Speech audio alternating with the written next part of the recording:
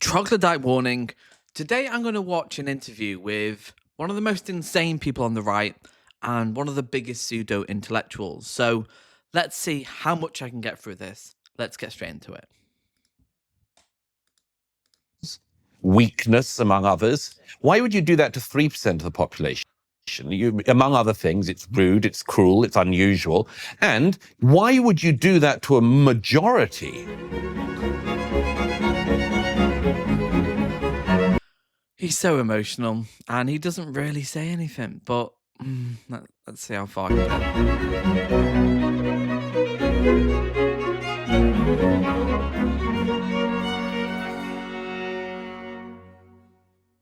Hello, everybody. I had the opportunity today to talk with Douglas Murray. Douglas is the author of The War on the West, The Strange Death of Europe, and The Madness of Crowds, among other books. Douglas has been a cardinal voice, signaling to everyone the danger of the culture war, trying to assess its reasons, trying to mount a defense against its most destructive aspects, and trying to call people's attention to the dangers that beset the Western world and freedom in general, because freedom in general is essentially identical to the Western world, for better or for worse. But they oppose freedom of trans rights, immigration, freedom of movement, freedom to say what they want. They're constantly offended by what the left say. They don't care about freedom. And so an assault on the West is an assault on everything that isn't nihilistic, catastrophic, and authoritarian in its essence. What did Douglas and I talk about today? We talked a lot about the situation in the UK, the recent uprisings of the British working class, the incredible ethnic and cultural tensions that have been generated in the wake of an immigration policy whose rationale is, what would you say, incomprehensible. Not only incomprehensible, but absent.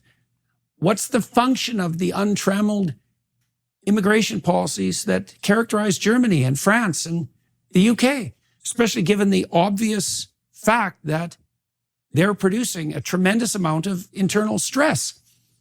Not obvious at all. It's people like him, Nigel Farage, Douglas Murray, they're the ones that create the tension. It's not inevitable. It's a manufactured problem. So he's admitted the culture wars. So they don't talk about economics. They don't talk about how we develop from capitalism and build a better system that's more equitable.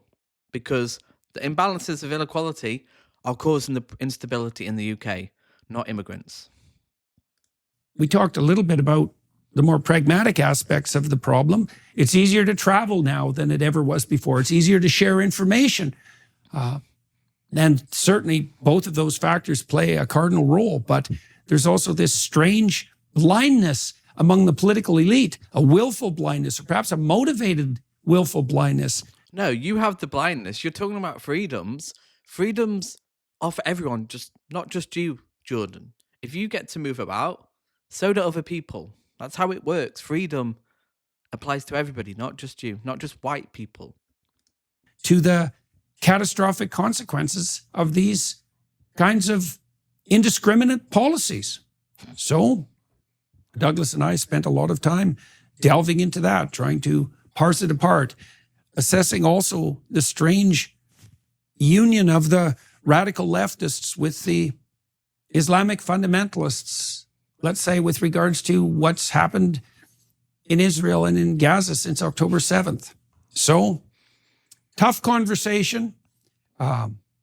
We also talked about Douglas's plan to do a speaking tour for the next couple of months, and he's in a number of American cities. You could go to Live Nation and type in the name Douglas Murray and find tickets. So I'd also recommend that. I think it's going to go in LA on the 23rd of September. So anyways, on with the analysis of the strange death of the West. Well, hello, Mr. Murray. It's good to see you again. It's been about a year since we've done a podcast already, and it's been some time since we've seen each other. We obviously saw each other when you were on tour with me last September. I guess, first of all, I'm pleased to be able to talk to you, and there's lots to talk about, that's for sure. And I guess maybe the first thing I'd like to find out is, well, what have you got planned in the upcoming months? What's on your plate? I'm in New York at the moment, and in September, I'm doing a tour here in the US, a speaking tour, doing 6 cities from LA to New York. Okay, So you said that you're going to use, if I've got it right, you're going to use the occurrences of October 7th and afterwards as an object lesson, right? An object lesson in the consequences, of the disintegration of a societal ethos, the consequences of how do you exactly, do you tie in what you were writing about in the war on the West with what you've seen unfold since October 7th, say in relationship to what you're going to speak about? Well, one thing is, of course, is that October 7th for a lot of people in Israel was an example of what happens when you've been living in a delusion and are suddenly woken up from that. I've written a lot in recent years, as have others, about the way in which in all the Western democracies we've had a sort of lack of seriousness, really, about some of the threats that we face. There's a slumberingness that's gone on for a long time, which I and others have warned against. But I suppose, among other things, of course, it's not just about that. It's about how people react in the face of real threat and real crisis. And that's one of the things that I'm very interested in at the moment, is the way in which a terrible situation like that throws up these two completely counter forces. One is the force of real evil and what it's like to stare into the face of real evil. The other is, of course, the face of true heroism. The people. See, this is Douglas Murray's racism. The idea that Hamas, Arabs, Palestinians are inherently evil, even though they're being illegally occupied. What they're doing is evil, even though the imbalance of death is massively towards Israel. They've killed over, at least conservative estimates, about 50,000 people, 12,000 children, 90% innocent people. But this heroism of killing innocent people against an occupied tiny strip of land, Palestine, 2 million people, that's been just completely carpet bombed, complete destruction, complete chaos. They won't even let journalists in. Somehow, we're talking about heroism, is it here? No, we're talking about war crimes. But again, we're not going to get a serious discussion about this from Douglas Murray. So I'm not really, don't really want to comment more on it because he has nothing of substance to say. Who, in the face of atrocity, become the person that they were meant to be. And I've seen a lot of that in the last year. And I think there are enormous lessons to be learned, not just of the negatives, but the positives of the way in which actually, when extraordinary events occur, extraordinary people are thrown up. And, we might all see a bit more of that in the years ahead. So, just so vague, meaningless, just a vagueness that, again, what is he saying there? Nothing, really. in what manner do you view what happened on October 7th and afterwards as a reflection of the sorts of things that you were warning about in War on the West? How do you see it as another step in the logical unfolding of the processes that you were assessing? Well, it's partly from that and partly from the previous books, including my one, The Strange Death of Europe, that came out in 2017. A lot of that was concerned with saying, look, there are deep, deep challenges that are going on to what we used to call the liberal democratic society, and a deep unwillingness of people to realize that those challenges were not metaphorical.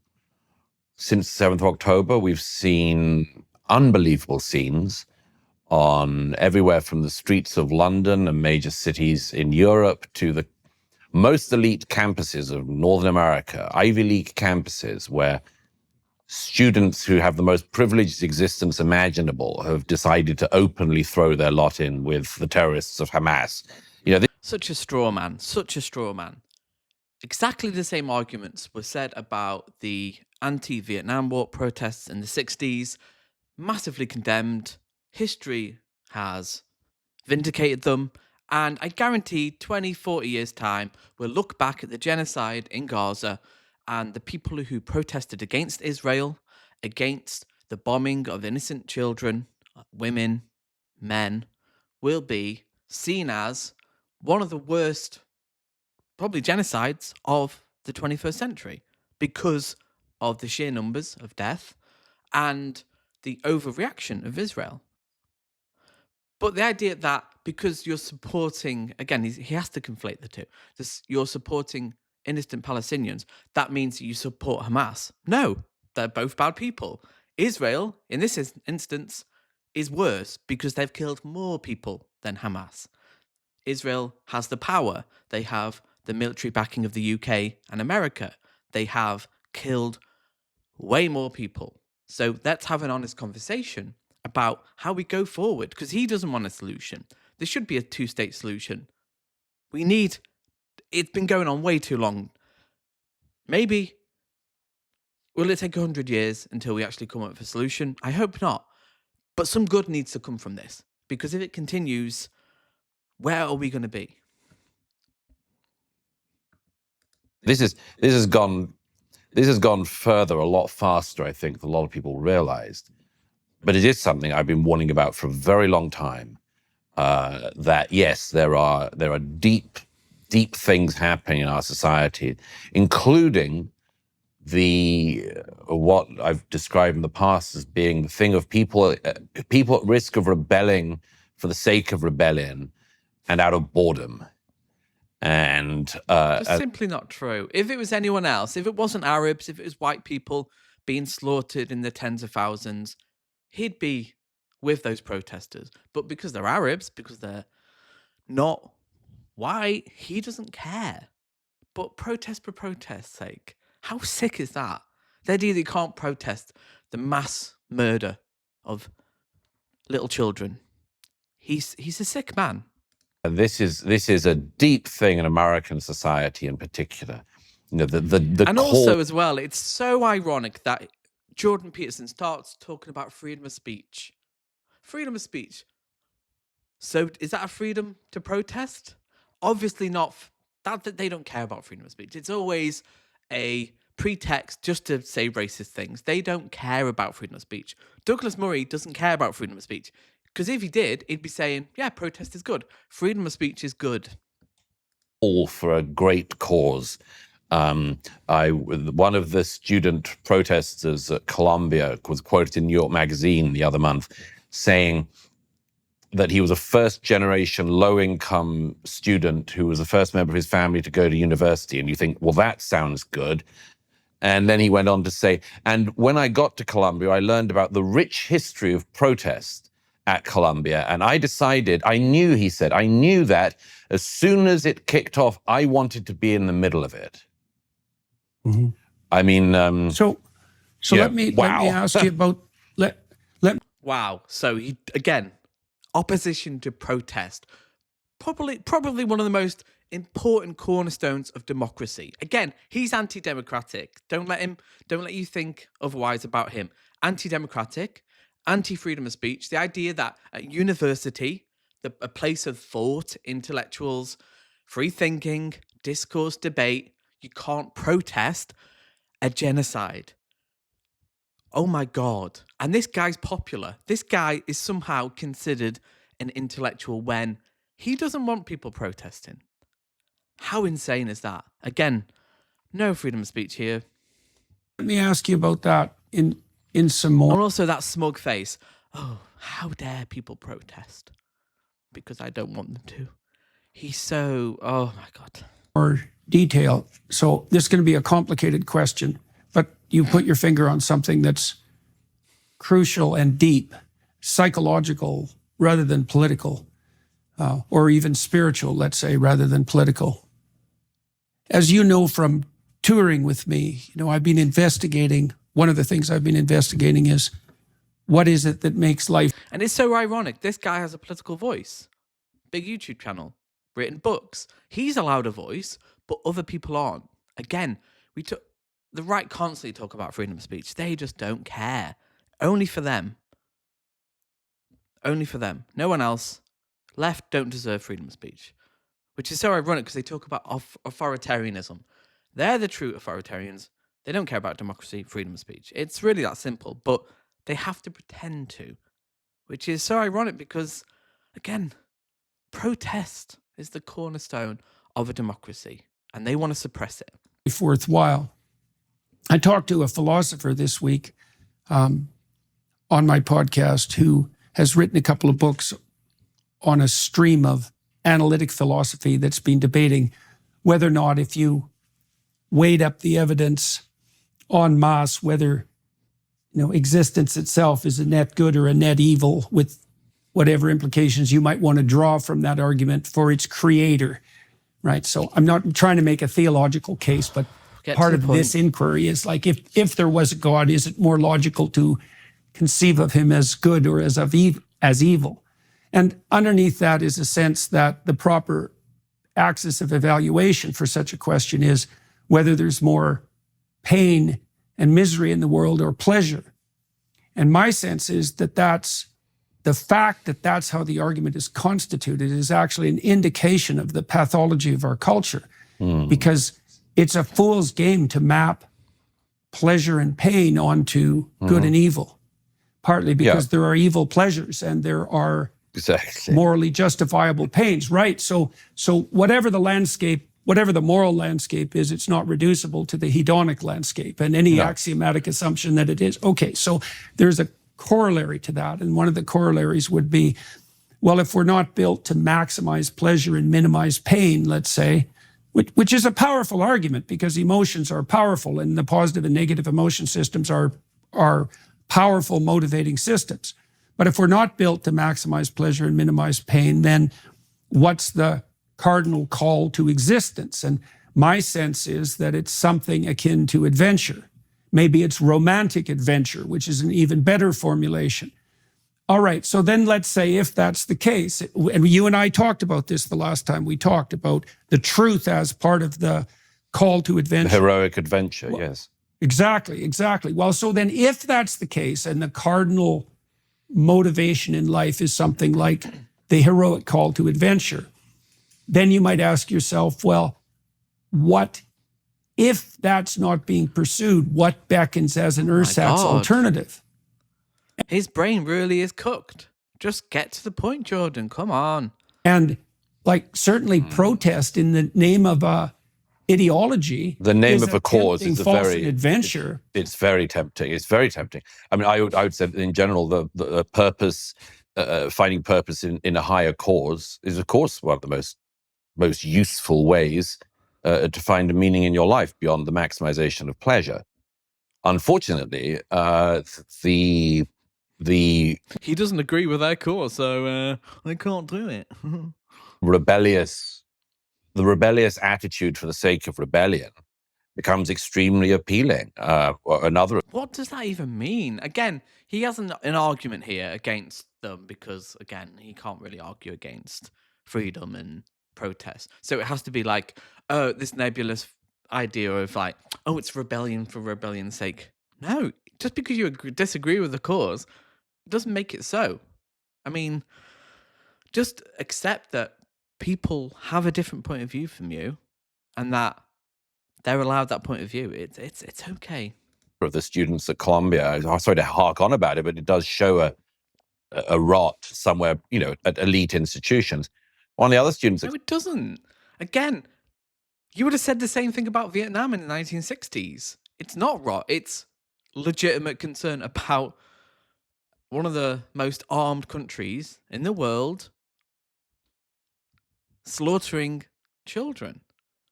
If it was anyone else, Douglas, you'd be on the side. But because it's Arabs, you don't care because you're a racist. You don't care about them. To you, they're not people, they're evil. Evil, again, not people, non-humans, not to be concerned about. Any protest against this is, oh, they're just being rebellious for being rebellious. No. Colombia said that it started the year out as a protest in October against the climate emergency, the climate crisis. And, within a month, it was Hamas. So one of the things I know. So you can't talk about different subjects. So you can't talk about climate crisis, which is based on scientific consensus. Can't talk about that. And then when something else happens, when children are slaughtered, you can't talk about that. What the hell is he talking about? Because essentially what all he's really spoken about so far, which is not much, is you can't protest. An anti-freedom of speech position. That's it. That's all he said so far, which is amazing because they go on about freedom of speech. What world are we living in where this guy seems to be or presents himself as this freedom of speech warrior? Western values have fallen apart. He doesn't care about Western values. He doesn't. Also, so-called Western values. Noticed, I suppose it was in about 2014, which was approximately when I was starting to detect that something had gone seriously wrong with the universities, let's say. One of the things I did, where he detected that he can make money off social justice warriors, then he can really, very, very, very lots of money there. recognize amongst my colleagues was this axiomatic presumption that part of what the universities were there for was to teach young people how to be moral by protesting. That protest itself had become a stand-in for morality. And so what does that even mean? Again, protest. What is their opposition to protest? It's just because they don't agree. That's it. Like, oh, they don't believe in climate change, or the Palestinian cause. Therefore, protest is not legitimate. What the hell are they talking about? You know, you can feel some sympathy for that kid that you were describing. I mean, he's gone off to an elite institution hoping to be taught how to live a good life in the classic sense by the world's... What? No, he's not. He's gone there to either learn about English or physics or mathematics. What the hell is he talking about? He's gone there to be educated, to think critically, question his own assumptions, and when bad things happen, protest. Protest is very powerful. Historically, again, this is why conservatives don't like it, because it works. And actually, a lot of the positions and the public opinion on Palestine is that, yeah, Israel have done a lot of bad things. And they've gone too far, way too far. And something needs to be done. So he knows that it works. He knows protest is powerful. Again, it worked in Vietnam. And I think it will work with Palestine. But they don't like it. They just don't like the people's power of protest. That's it. They just don't like it. It's this fake populism that, oh, they like it when it fits their political projects, when the working class rises up. But when they do on climate change or Palestine, oh, it's like, no, protest for protest's sake. It's so obvious, and people on the right will just not see it. They say, oh, Douglas Murray's a genius. He's a genius. Yeah, he's... most profound experts. And what he found when he got there was that since the 1960s, the best thing that the universities have to offer to their students is the false reputation, the false claim to morality that can be had, and the excitement that can be had by engaging in a protest. And yes, the life of an activist is the ideal life, and the life. So many of people go to university won't get even involved with protest. It's probably more like, well, people in politics, people in the humanities. Most people who attend university aren't protesting. They're just there to learn. They're drinking, they're having fun, they're reading books, they're challenging what they've been brought up to believe. So the idea that, oh, it's just so silly. That's rewarded and the life that is seen to be virtuous. I mean, it's all of that. And by the way, I mean, one of the other things that has struck me... How dare you just protest? There's no virtue in protest or freedom of speech. Come on. Very much in recent times has been the fact that, of course, a lot of the problems that we see emerging in our societies in the West come about not just from that boredom, but of course the fact that when the financial tide goes out, and stops being able to lift people up, a lot of other stuff gets revealed. We see this in the UK at the moment. It's not by any means the only explanation for the riots that have been going on. But if you look at all of the northern towns in which the riots have been going on, the material well-being of the population has declined in the last 13 years since the last set of riots. And, you sort of think, well, if the society isn't working for you financially, and joblessness has actually gone up, and on top of that, you have challenges to your identity. Oh, God. Well, I was wondering where he was going. I was like, bloody hell, he's talking about economics, not just ethnicity or race. And then he has to bring it in and try and link the two. Oh, the decline of the last 13 years is not due to Tory austerity and a failure of capitalism and a failure to, create jobs. It's immigrants. No, it's not. It's a failure of post-industrialized society since Thatcher got rid of the jobs. There's no industry outside of London. The UK is basically as poor as Mississippi, the poorest state in America. But again, they don't want to talk about that. They just want to blame immigrants for the problems, which is, I'm sorry, they don't like it, but it's racist because it simplifies a very complicated economic reality. It's very easy to scapegoat a minority. I mean, historically, it's been done many times, and they continue to do the same thing. of course, there's a cause right there, and not an ignoble one. If it's about saying, I want to defend my culture and all of that, ignoble once somebody thinks that the best way of doing that is to pick up a brick and throw it at a policeman or at a place of worship. Yeah, well, it's no simple matter to distinguish the genuine protests from the false protests, that's for sure. And so, who's he to say what a genuine protest is and what isn't? Like, who is he to say that? I mean, he has no authority on that. So let me ask you one more question about your tour and your talk, and then maybe we'll turn our attention to the situation in the UK. Okay, so you're planning on showing your audiences footage from your journeys through the Middle East for the last 6 months. So I guess I'm curious about, well, you didn't step into the conflict in the Middle East as a naive observer, either of people or of societies. But my suspicions are that you've seen a lot more in the last 6 months than you ever really wanted to see. And so I'm curious about what you've seen and what you've concluded from that and how it's altered or extended your viewpoint or challenged it for that matter. Like, you've been poking your nose into very dangerous places. And so what's been the consequence for you, and what is it that you're hoping to shed a light on with the imagery in particular, let's say? What are you hoping to shed a light on for the people who are going to come and hear you talk? Well, there's quite a lot of things. I mean, I've covered a lot of conflicts before, including in the Middle East, and a lot of what has been happening is sadly familiar territory to me. There are, though, as you and I have discussed before, there's a reason why hell is a pit that's endless, and when it comes to violence and the ability to commit acts of evil, it seems to me that that axiom that the pit is just endless has really been shown in the last year. I've been in Israel and Gaza most of the time since the 7th, and yes, I mean, of course, like anyone reporting from the front line, seen lots of things that I'd rather not have seen. But I mean, my belief is that there's a very important role in society for people who do that and come back and tell everyone else what it's like.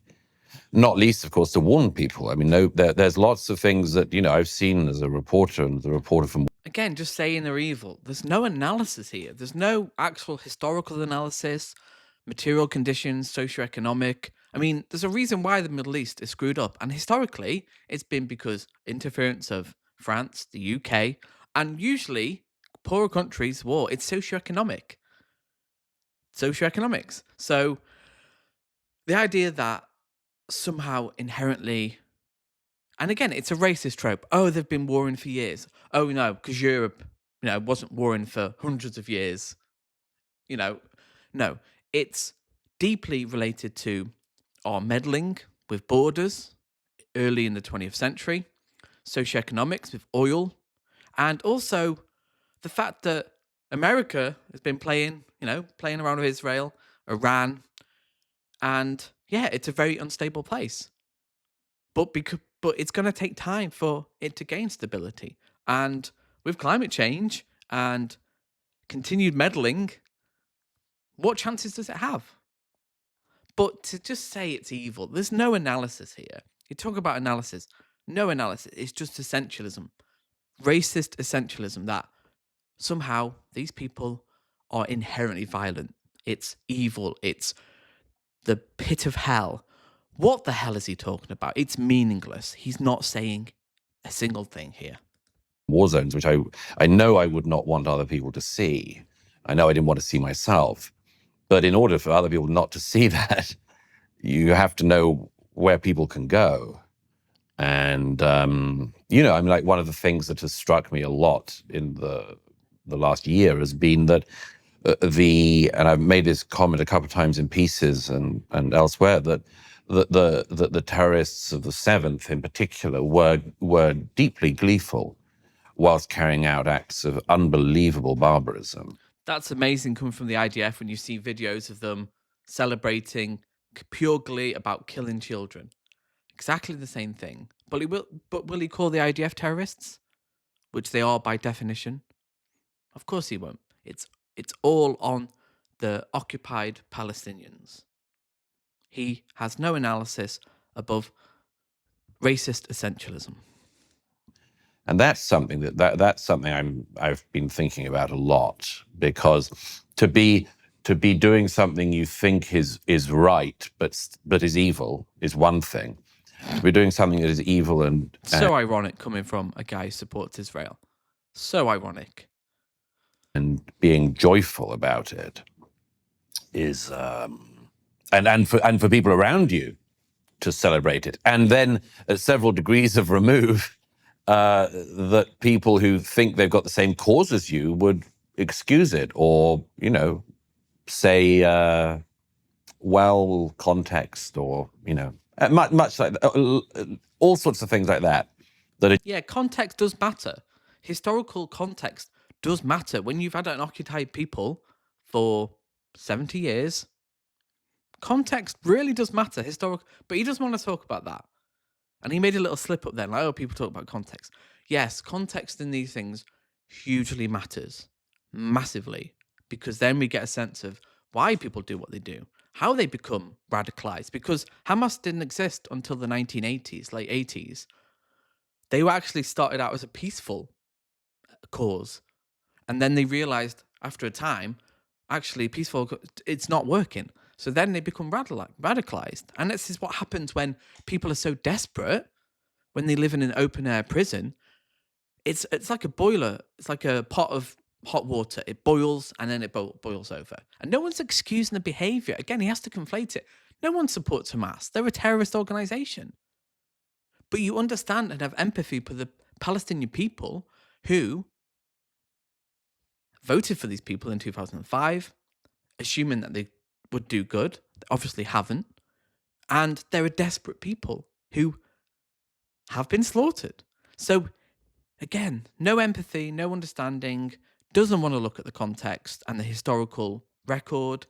He just wants to say it all started in October the 7th, which is just simply not true.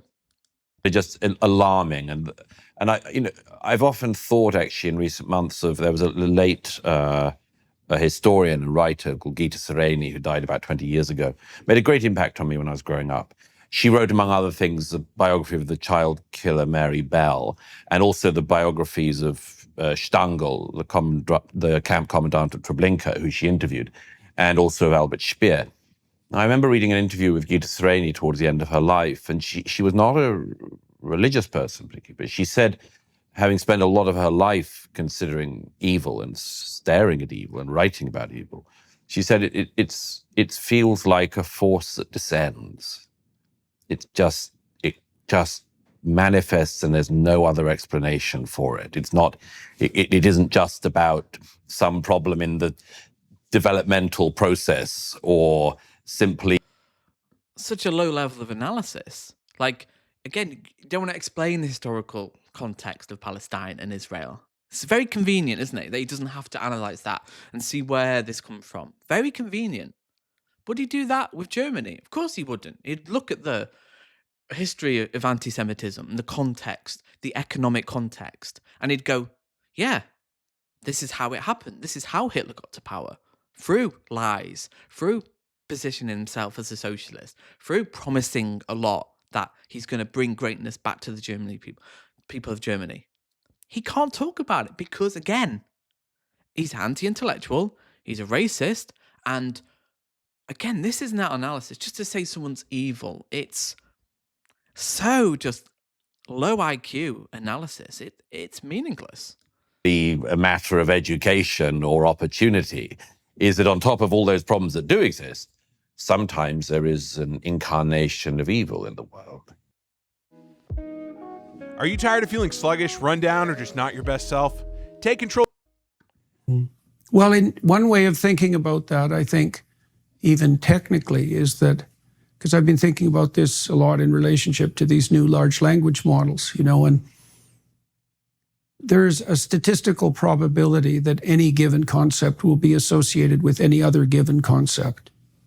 And if your mapping is technologically advanced enough, you can calculate those statistical relationships. And that's what the large language models do. And then you can start to map mathematically what the psychoanalysts called complexes. And complexes are systems of ideas that occur in each other's proximity, and there's a core to them. And one of the ways of imagining the theological representations of evil, the legions of devils, let's say, that are behind the generation of the bottomless pit of hell, is that they are representations of complex of ideas that hang together. I think you put your finger on the core of it, actually. The core of it isn't evil. The core of it is gleeful evil. Right? Yes, So it's not yes. merely the evil, and it's Rejoicing in evil. Yeah, well, Yeah. and that is actually the core of sadism from a psychopathological perspective, right? It's not it's positive delight. It's a multidimensional characterization. It's positive delight in the unnecessary suffering of others. Right? And the unnecessary element is also cardinal, because that plays up the element that's parody. So in Auschwitz, for example, one of the games the guards used to play was to have the prisoners who got off the train cars shivering and frozen and accompanied by their dead relatives who, died of asphyxiation or froze to death in the cattle cars. They'd arrive at the camps, and then they'd be compelled to carry wet sacks of salt from one side of the camp, which was the size of a town, to the other, and then back. And so it's a parody of work, right? And it's a demonstration to the person themselves that not only are they suffering for all the reasons that they're in the camps and by the fact of the burden that they're carrying, but the utter counterproductive pointlessness of the painful labor is also emphasized and insisted upon, and then delight taken in that. And that is a very dark thing to observe. Yes, I mean, there's one. The irony is astonishing here, because it's this kind of essentialism that dehumanizes people. When you say they're just so evil, that these people are inherently evil, like they did in Germany with Jewish people, you can treat people like this, and you essentialize people, and you kind of neglect any explanation about material conditions that create people's actions. And maybe I don't talk about it enough on the channel, but anybody's actions is determined by their upbringing, often their socioeconomic status, and their historical and geographical context. So completely neglecting these and just saying, these are evil. Yes, Hitler was evil. Yes, but there are historical and socioeconomic and cultural explanations for why people do things, psychological explanations, and we need to study it. But when you just reduce it to evil, which it You could say that, yeah, it's evil. But how does that solve the problem? How does that move us forward? Apart from just saying some people are evil, because this is what he's implying. When you say some people are evil, you're saying, oh, I'm the good guy. We're good. Western civilization's good. But they don't talk about the evil or genocide or complete murder of Western civilization and colonialization. They say, oh, no, there was some good bits, there's some bad bits. It's this, again, it all comes back to essentialism, where they see certain groups of people as inherently evil, violent, criminal, and others as the good guys, the historical progress, the people who push us forward. And that's really dangerous because it completely ignores sociology, socioeconomics, history, culture, and reality, because it's very easy just to have this. And again, it's not analysis really. It's this wouldn't even pass the GCSE analysis like philosophy. It's just like, oh, some people are evil. It's pseudo intellectual, anti academic, non philosophy. That's what it is. It's doesn't mean a single thing. And they're railing against people who go to university and protest causes. They don't care about freedom of speech. It's all about, we're the good guys, they're the bad guys. Essentially fascism, and us versus them. But they lack, talking about Nazi Germany, the lack of self-awareness here is truly astonishing. I was in one of the maximum security prisons in Israel earlier this year and saw the Hamas terrorists from the 7th who had been captured alive. One of them was somebody who I recognized from one of the atrocity videos, who had there were two young boys, about 10 and 12.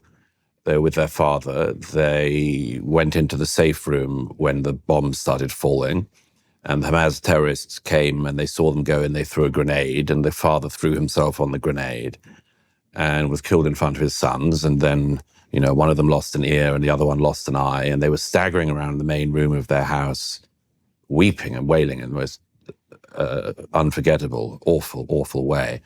And one of the terrorists came in, and who'd just killed their father in front of them, came in and opened the fridge and helped himself to the food. And the youngest of the boys, in total trauma, and said, "That's my mother's food." And the terrorist turned to him and said, "Where's your mother? I want her too." How could anyone do that? Well, you put your finger on it. Well, that idea of the descent is like, again, but his answer, that is pure evil. It is. But what's his answer to that? He doesn't have an answer. It's just, they are just like that. They're just evil. It's inherent to them. They're just barbaric, and there's nothing we can do. Ignore the context, the social, again, ignore all context of what makes people act those ways. They're just like that. And I'm sorry, how does this solve anything? How do we go forward from this? How do we solve the Israel-Palestine issue when people like this just see the opposition as just, oh, they're evil. It's just how they are. One of the things that God accuses Cain of when he becomes bitter is opening the door to evil. He said his suffering wasn't merely a consequence of his failure in life. It was a consequence of his failure tempting him to open the door to evil. And so if you think about it in terms of these complexes of associated ideas, they're ideas that if you let in, they bring a host of other ideas with them. And a host is exactly the right phrase. And you might be tempted in a moment of weakness to invite something in that you think that you can control or that you could bend to your own purposes. But the problem is that you're inviting in a complex that has been around forever, and that once lodged inside you might prove that whatever defenses that you might think you have there to mount are trivial in comparison to the power of what you've invited in. And that is, I think you can think of that technically, and it is a terrible thing. And it is the kind of things that are warned against at the theological level, although that's a very complicated thing to untangle. And so All right, so let's turn from that a Pointless. bit. So Didn't say that's a the thing. sort of thing that you're going to explain as you're communicating with your audience, and what you're hoping to demonstrate to people is that is the logical conclusion of the sorts of games, for example, that are being played on the university campuses. For sure. For sure. Yeah. No. It's not logical. By protesting, you're just protesting the genocide that's happened. You're not saying anything else. You're just saying, we don't accept this. We're not justifying it. We're not justifying October the 7th. We're protesting the reaction to it. And they just want to say, no, you can't protest. They're just evil people. And how do you deal with evil? Well, it's so ironic, isn't it? How do you deal with evil? What's their solution? We know what the solution is. It's so ironic. Yeah, well, then, of course, the problem with that is, at least to some degree, is that that complex of ideas that takes possession of people in the circumstances that you're describing has that end in mind. Oh, yeah, absolutely. Yeah. Of course. Yeah. Of course. Yeah. All right. Well, let's turn our attention to the situation in the UK, if that's the case. I mean, so let's start with something contentious, I suppose. Tammy and I went out on a limb recently and interviewed Tommy Robinson. I Now, saw. I've been watching Tommy for a long time, and he's struck me as particularly interesting. Well, for two reasons. The first reason, I suppose, is because he is a genuine working class guy, and for better or worse. Yeah, salt of the earth, working class. He's really not, is he? Just because he comes from Luton, has an accent. No, he has a history of thuggery. And this conflation of like, oh, the working class, like, just because he has an accent, that the working class represent these values. No, most people actually don't like Tommy Robinson. I guarantee if you were to poll the working class majority in the UK, they would see him as a racist thug, racist far-right thug. He does not represent the majority of the British public.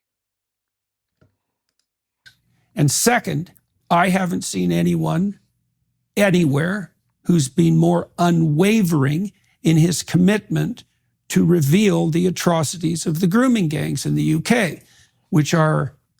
No, only the Muslim grooming gangs. He doesn't care about the majority of white. Again, he doesn't care. It's because he's racist. He's just focused on one race. Whereas if you cared about grooming gangs, race wouldn't matter. You'd be going after the white majority, surely. You'd be going, okay, right.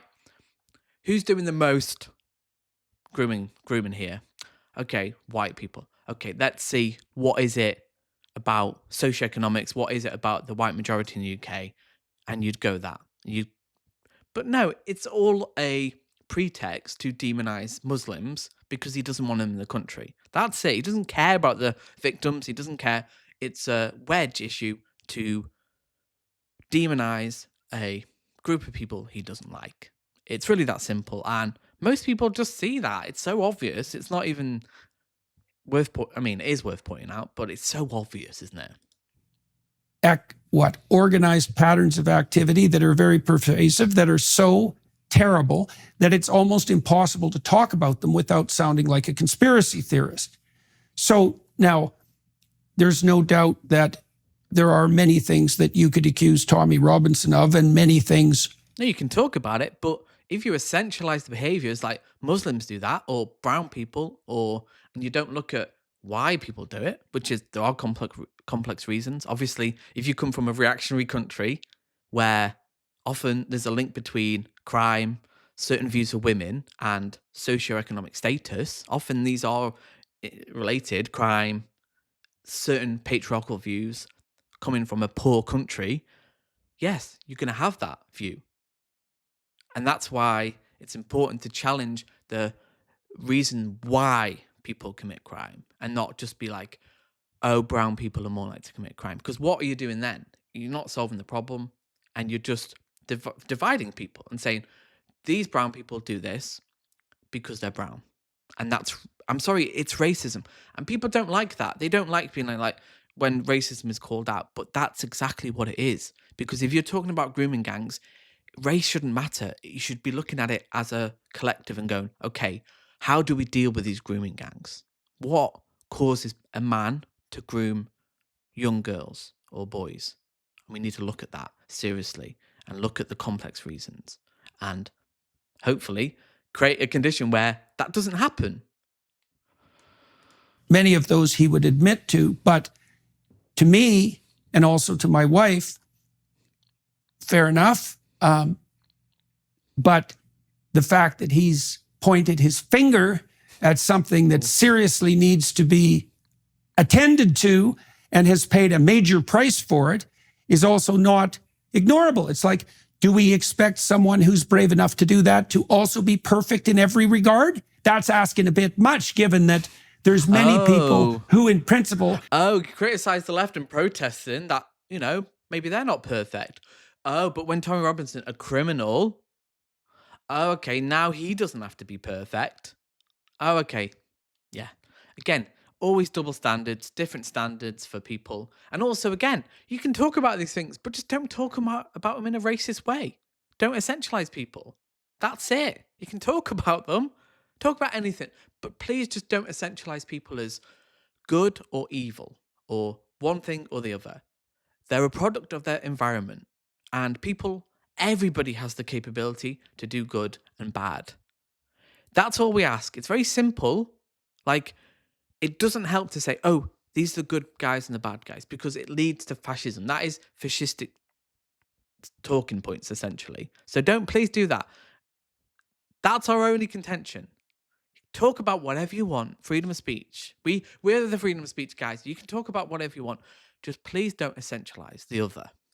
Have moral characters much more unsullied than Tommy Robinson, who are cowering in silence constantly in the face of this absolute brutal. And so we interviewed him. And what did I think of Tommy? He's very articulate. He can certainly make a case for himself.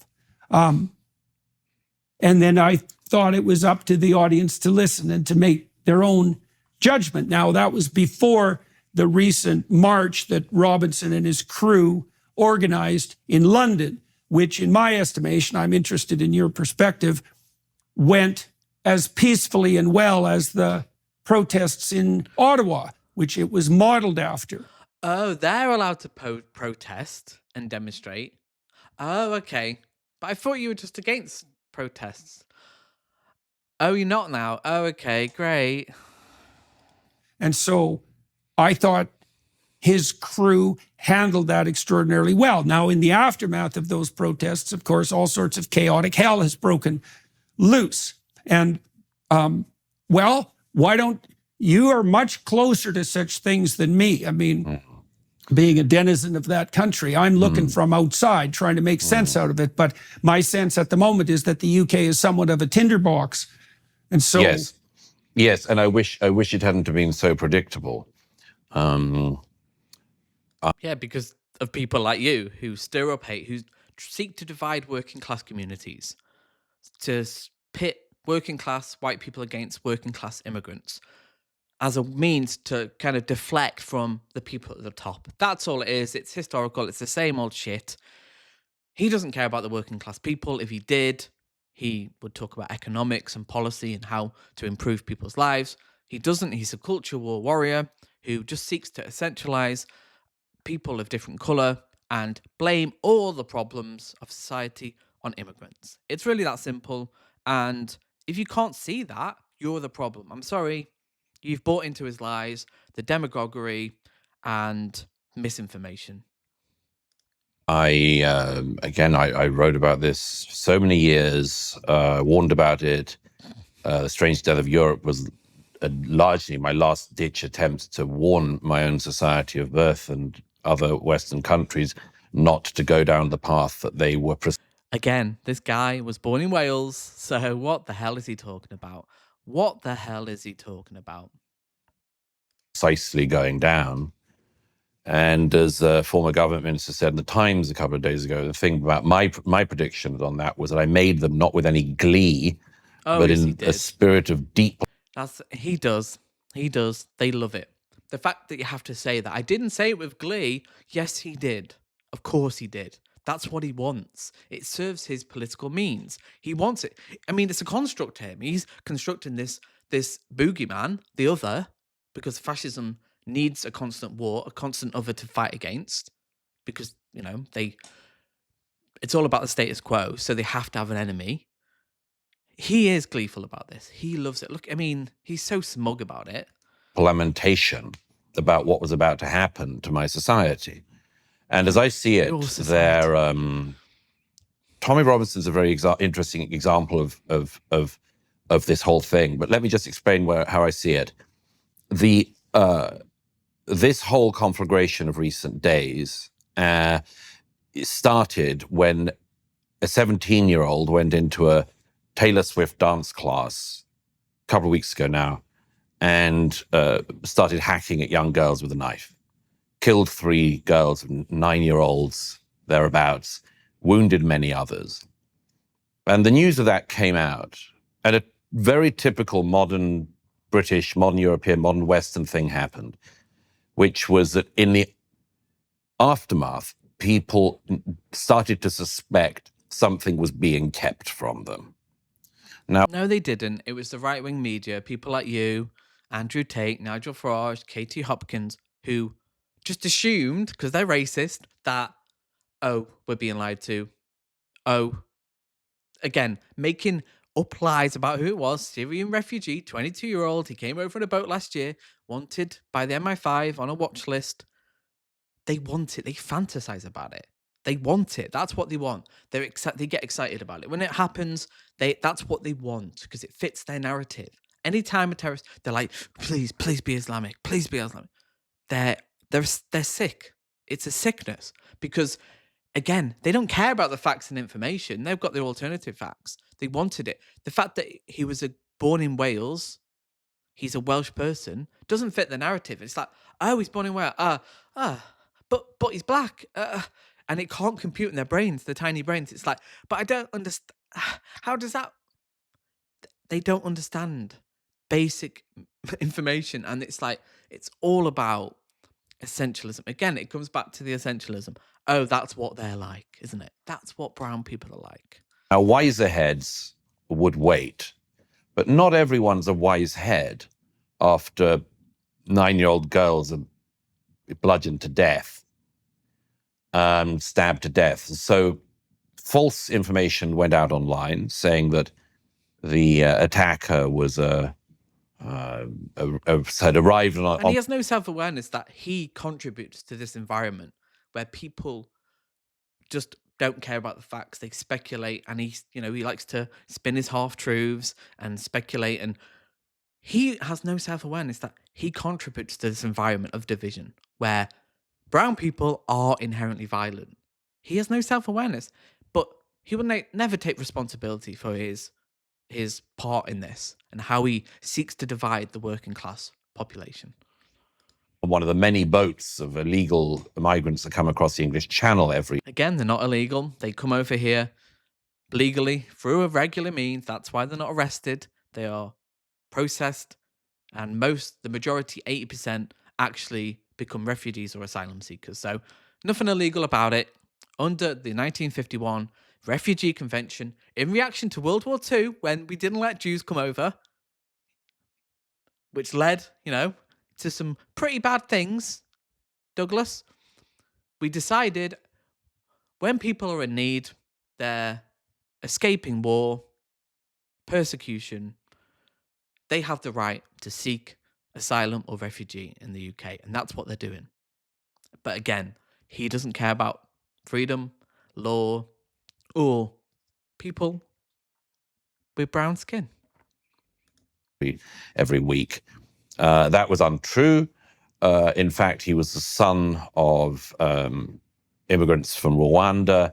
But people started to sense that there was a cover-up of some kind, or at least the news was being managed. Again, based on nothing. Again, paranoia, just pure emotion. Again, the desire, the fantasy, it has to be this. It has to be this. And this is racism. It has to be this. Otherwise, why? I mean, we want to get upset about this. Again, the tell is so clear. I wasn't gleeful about this. He's gleeful as fuck because it sells his story. That's what he wants. He is gleeful.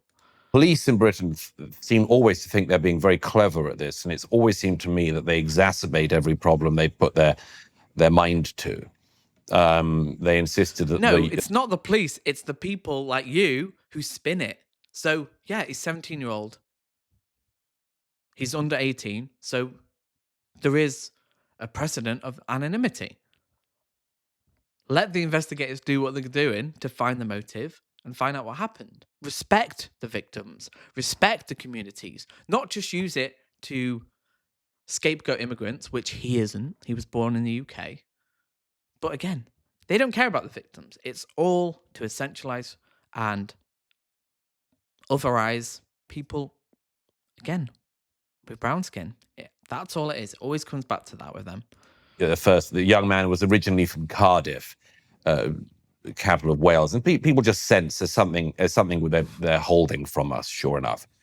Anyway, the point is that very Again, this guy's meant to be an intellectual. Like the idea that people sense, but based on what? Nothing. Based on what? Just it's so anti-intellectual. And how do you deal with this when people are just like they have their own feelings, their own facts? They just invent stuff. It's very dangerous. Sets a very dangerous precedent because then how do you find the truth? They purposely muddy the water, so it seems like we're not being told the truth. He knows exactly what they're doing. Like the right wing loves spreading misinformation. Like J.D. Vance said it. He admitted it that they spread the cats and dogs meme to muddy the water and to kind of bring attention to the issue. He knows he's lying. He knows he's fabricating it, but it doesn't matter to them because it fits the narrative. So any story or any narrative, any false bit of information, they'll jump on it and they'll use it. But he can't talk about that because he's part of the problem. unpleasant, ugly, and again, evil forces can get unleashed at such a time, the spirit of revenge. And some protests started peacefully at first, then some violent. A mosque was targeted nearby, and then violence started to spread out to other towns. Then Muslim communities started to arm up, in some cases literally, with people turning up with knives to defend their areas. This is all, and maybe it'll die down by the time this podcast has gone out, or maybe it'll get a lot worse. But the one thing you can say with absolute certainty is it's not going to go away. Because of people like you. It's not inevitable. Nothing about this is inevitable. It's really not. Most people live peacefully together, coexist in the UK. One of the most progressive and tolerant countries in the world. It's people like him who love to stir it up, love to divide and conquer. That's what they're doing. Historically, divide people up the working class based on race and just let them fight amongst each other, whilst the people at the top just skim off the wealth, have control, do what they want, and we're just arguing amongst ourselves. He knows what he's doing, and he gets a lot of money for it. Because all of this is the consequence of what I call the problem of primary and secondary problems. The primary problem in the UK, as in Europe in recent years, has been the total unwillingness of the political and other classes in the UK to address deep, deep concerns of the public. And when people said in recent days, how could... No, there's not deep concerns. There's a small minority who see them as the problem, who like to whip up hate and sensationalism about these immigrants coming over. It's not true. Again, if there was, people would have voted reform more than they did. But people don't. People are tolerant. They are acceptance of difference. We're a very, very tolerant country. He doesn't like that, obviously. That doesn't fit his narrative. But we are. So he just, again, it's pure fantasy. Could anyone leap to such a conclusion that the attacker would be, and you go, because everyone's seen this before? You know, people don't actually forget very fast. The media class may, but they don't forget very fast that it's only 7 years ago that the son of Libyan migrants to the UK went and detonated a suicide bomb at an Ariana Grande concert in Manchester. They don't forget fast that 3 people who had no right to be in the UK, including one whose asylum claim had been rejected, but who was nowhere near being deported, went across London Bridge in 2017, hacking at the throats of passers-by. But again, it's a question of how many people are being killed. And it's obviously tragic, but he doesn't talk about the tens of thousands of people that are killed under austerity in the UK. Again, he doesn't care about the victims. He's just using this as political capital. He doesn't care about the people. Why would he? It's very convenient for him to use this as a means to attack people of colour.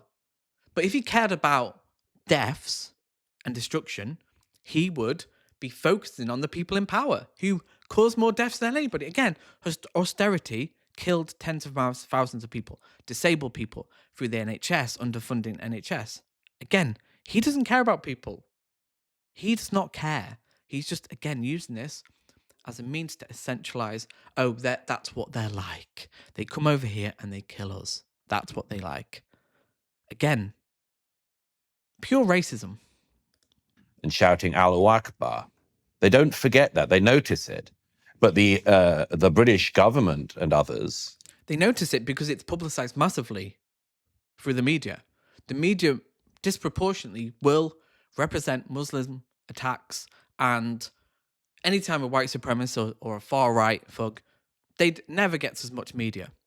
There's been studies done on this, and we know that because it sells papers and it gets people scared and it fits the narrative, because that's the other now. Like in the last 20 years since 9/11, it's not the Jew anymore, it's the Muslim. And that's the other who, far right, people on the right, everything is them. That's the evil. And it's not the case. It's most Muslims are peaceful people. They don't represent radical Islam. So to just lump them all as like, oh, we don't want these people in because of a small minority who are insane terrorists.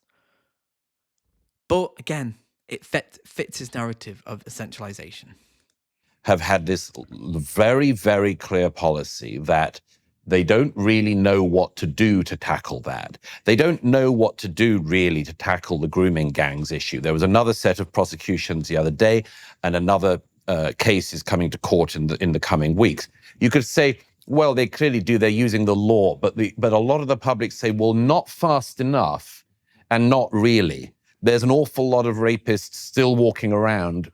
Well, that's a question of funding the judicial system, like funding the police. But I'm sorry, the Tories over the last 14 years cut the police force. They cut it by 20,000, and then they slowly reintroduced it. So I'm sorry, again, it's the people at the top who don't fund, they cut the police, they cut the public services, which makes it difficult for the police to actually catch these criminals. So this has been fabricated. I mean, it's not inevitable. None of this is inevitable. And also as well, why not talk about the white grooming gangs, which are the majority? Again, he doesn't want to talk about that because it's inconvenient for his narrative. With girls who are their victims in the same towns. And the government knows that the public ascribe this to the government's immigration policies, its integration policies, but the public don't. The majority don't. Majority don't not hold your view, Douglas. You're in a minority of people who view these people as non-human, as just different to us. They don't align with our values. You do not represent them.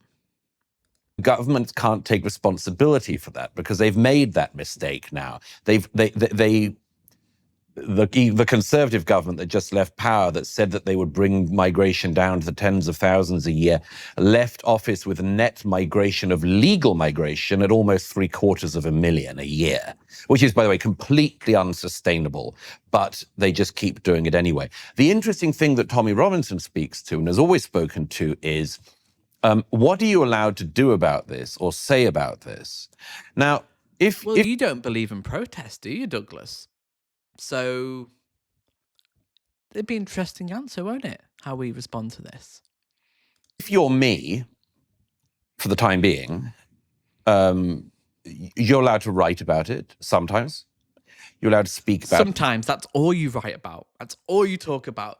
So much of mainstream media, the Daily Mail, you look at the newspapers the last 20 years plus, at least 20 years, that's all the right ever talk about. They don't talk about policy. They don't talk about improving people's lives. So much of it is about immigration. So the idea like, oh, I'm allowed to talk about it every so often. That's all you're talking about it now. That's all you ever fucking talk about. It's insane. it sometimes. You're allowed to raise alarms sometimes. Constantly. That's all you do is raise. It's this sensationalism. Like the amount of YouTube videos, like, oh, we've seen something coming, something's boiling up, something's happening, something's going to happen soon, something's coming. It's just constant fear mongering about these people. Just constant. People are just on edge. If you believe in this shit, you're just constantly fearful of the other. Like, oh, the immigrants are coming for us. Oh. They live lives full of fear. It's sad more than anything. You're allowed to speak your mind somewhat. But if you're You are like Tommy Robinson, like these some Douglas Murray, Jordan Peterson. These people have some of the biggest platforms. They talk about freedom of speech. They have the biggest platforms. They have some of the biggest reach in politics. I'm sorry, you do, Douglas. You're loved by a lot of people who watch your videos. You've got a lot of YouTube YouTube channels that do montages of your videos. You're very popular. You have a voice, Douglas. Don't act like you don't. a Tommy Robinson character, if you grow up in Luton and you haven't had many advantages in life and you've had quite a lot of disadvantages and you're white and working class, what are you allowed to do about this? What are you allowed to say about any of this? And the Tommy Robinson has a pretty big platform. So let's nip that in the bud, the fact that he's not got a voice. The man's got a voice. He's making a lot of money from donations. He's very known in the public. Let's not act like he doesn't have a voice, Douglas. government, for decades now, has had the attitude, you're not allowed to do anything. You're not allowed to say anything. No, they haven't. I'm sorry. The government has been talking about it for years, about anti-immigration. Most governments do, because it's very popular. It wins votes. It's very easy to get votes if you promise to lower immigration. It's been happening for 100 years at least in the UK. So don't act like we're not talking about it. It's all we ever fucking talk about. Anything. You can't do anything because if you do, we'll call you a racist and we'll call you far right. Well, yeah, if you talk about these problems in terms like you do, evil, and essentialize them, you don't look at the historical context and the socioeconomics and how things happen. Again, poorer countries usually have backward views of women. It's when countries become wealthier, where women become educated, people become aware that homosexuality isn't a sin, that actually certain views, patriarchal views, regressive views, conservative views aren't really good for people. And actually, difference is okay. It's okay to be gay. It's okay to be trans. It's okay to be black. I know he doesn't agree with that, but difference is a good thing. It's a neutral thing. It doesn't matter. Like, as long as you're not harming people, you should have the freedom to do what you want. That's a very progressive view. So, yes, when people from poor countries that have had socioeconomic disadvantages for various reasons, often us meddling in their countries, Africa, the Middle East, yes, there are pretty regressive views. But to essentialize, again, always comes back to essentialism, that these are just like that. No, 1,000 years ago, 500 years ago, Europe was a shithole of regressive views about women. So none of this is inevitable. It's just the simple non-analysis of, oh, these people are just like that. And that's all it is. And that is racist. I'm sorry, it is racist. To call it out as racist, that's what it is. You wouldn't say that about white people. Like, when white people do things, it's never, the skin colour is never brought up as an issue. Never. It's never. It's always a lone wolf, a nutter, mental health. When have you ever heard a white person killing someone, terrorist attack, and it's reduced down to their skin or their culture or their religion? It doesn't happen. And that's what racism is. It's when you essentialize someone as like, oh, they're like that. And I'm sorry, it is racist. They don't like it, but don't be racist. Right. And this has all gone on for a very long time. Well, it's an effective epithet, like when I first came across your work, and Because that is what far-right views are, nationalism. A view that the other is it's an us versus them dynamic where we're the good guys, they're the bad guys. And where we need to defeat these people. Like, it's a zero-sum game where good versus evil. And we're the good guys. And we just need to eradicate these people. They're the problem. Not looking at complex realities of why people do things, how socioeconomic relates to crime, how poorer countries are more likely to have regressive views on women and homosexuality, and how that needs to be, other countries need to be brought up. How do we do that? Big challenges, but they don't want to talk about that. They just want to centralize the other, and that's it. So yeah, it is far right. It's a far right ideology. I've seen this reaction in the depths of my soul to many people. When I first came across your work, which is quite a long time ago now, I was leery of it. And I think the reason for that is that it's something like this. It's that there are a lot of people in the world, and I'm not going to be able to meet all of them or read all of them or have anything to do with all of them. And now and then some of them get tarred with some epithet. Well, the cost to me of accepting that tarring is very low on average, because if I don't pay attention to some person, there's a whole bunch of other people I could pay attention to. So it's not like the pool of people to attend to shrinks, right? So and that epithet of far right is a very effective brand of tarring.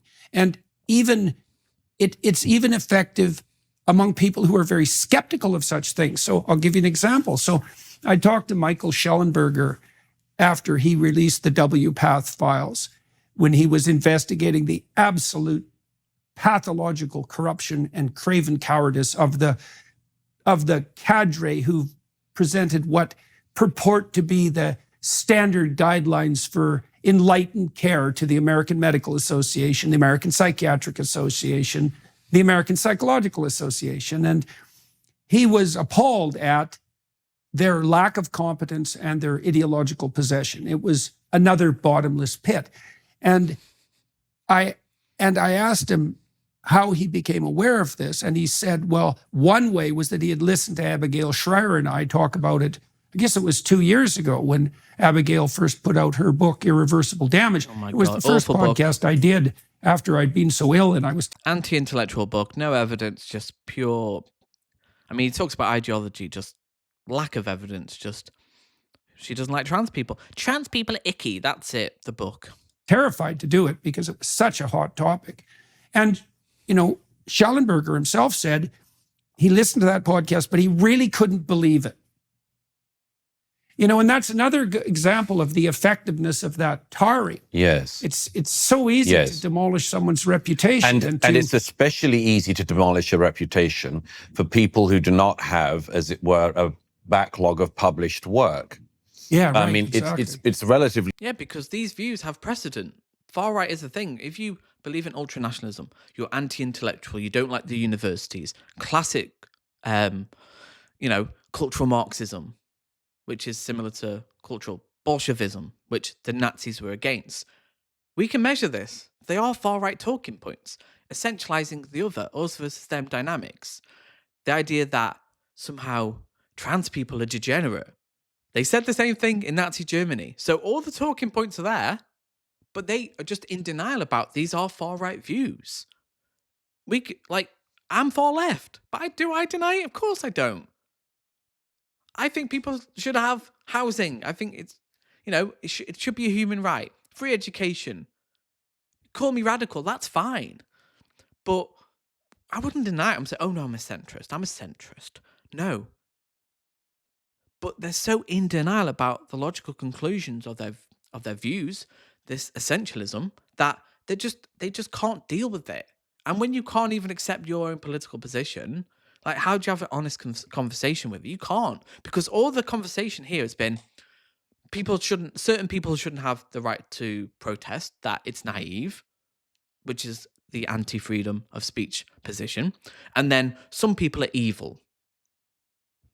These people are evil. That's it. They're just, it's inherent to them. They do bad things because they're bad. That's not analysis. That is a form of racism, because you can't engage with the historical context of why certain groups do things. And also, again, go back to Europe 600 years ago. Like, we were doing exactly the same thing, but that would not be ever attributed to our race. So that's all I have for you today. That was a hard slog, wasn't it? But I think it's important to just talk about these and just look at the low level of analysis here. It's non-existent. They're just talking in very simplistic terms about we're the good guys, they're the bad guys. And it's not that simple. So hit the like button, and I'll see you in the next video.